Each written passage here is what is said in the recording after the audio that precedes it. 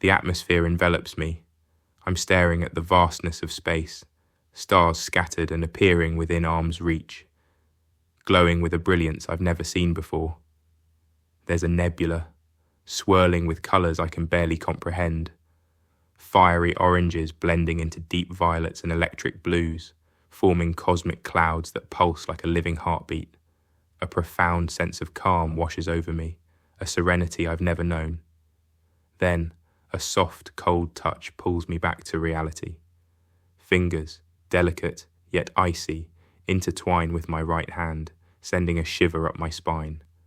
I ignore it at first, hesitant to look away from the mesmerizing cosmic panorama. But then another cool hand rests gently on my cheek, guiding my gaze away from the stars. I turn and am met with a pair of striking green eyes, their irises swirling like the very nebula I was just watching. Her gaze is intense, almost hypnotic. "Don't leave.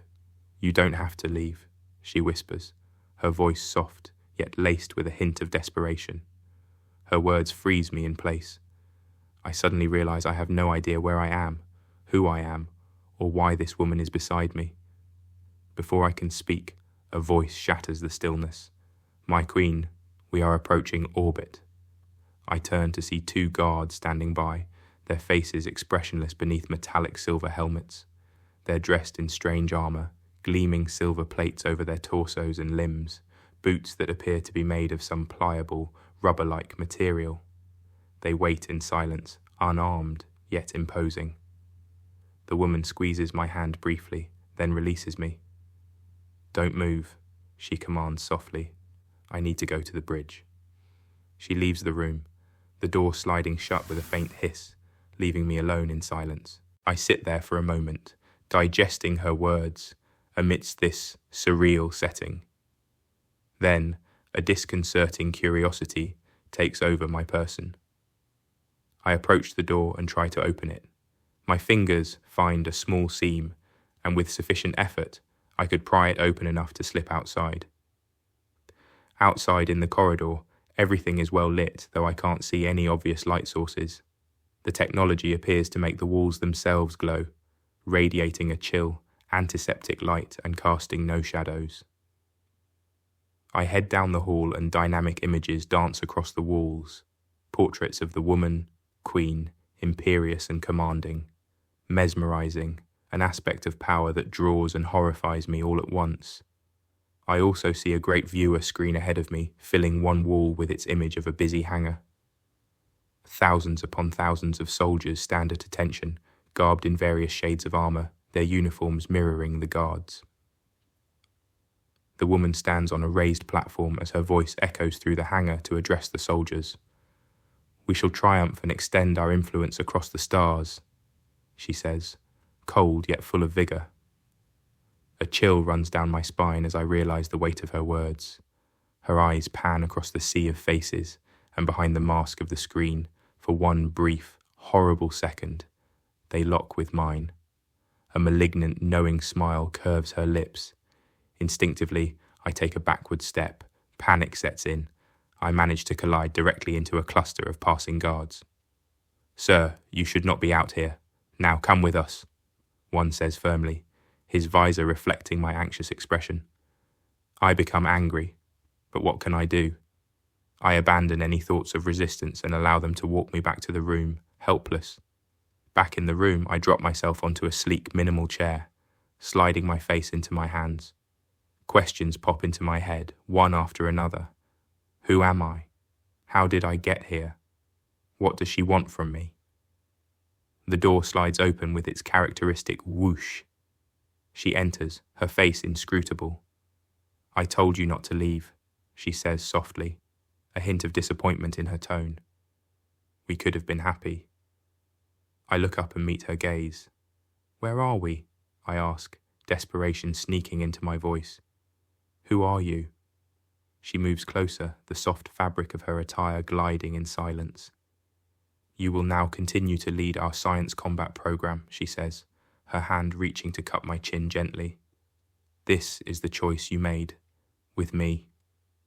The words raise a flicker of memory, a pact, a shared ambition, but it's hazy, the way a dream fades upon waking. Before I can grasp it, she pivots sharply and exits, 2 guards falling into step behind her.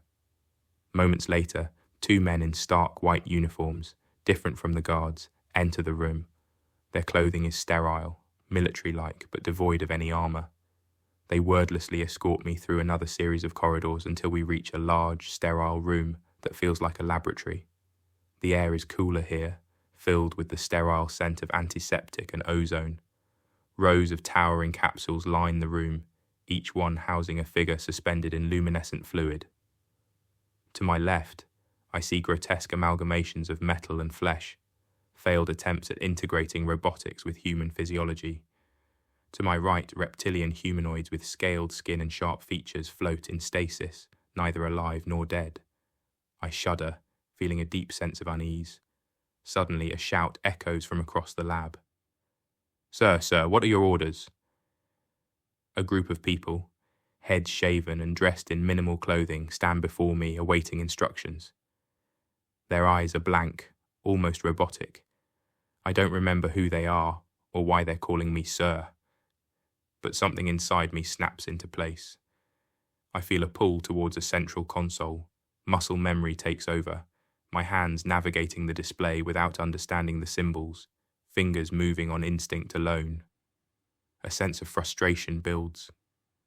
The more I delve into the work, the more fragmented my understanding becomes. It's like trying to recall a dream that's slipping away, pieces vanishing just as they come into focus. As I struggle with the controls, there is an object on the platform beside me. It is a greyish-white cube, perfectly smooth, with lines of soft light carved around its contours. There is a deep blue circle beating in its middle, rhythmically tending to quicken, as if in response to some invisible stimuli.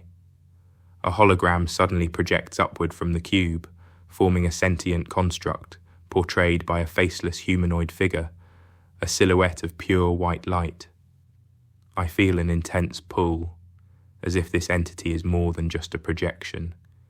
It radiates power, knowledge, and something darker, a potential for unimaginable destruction.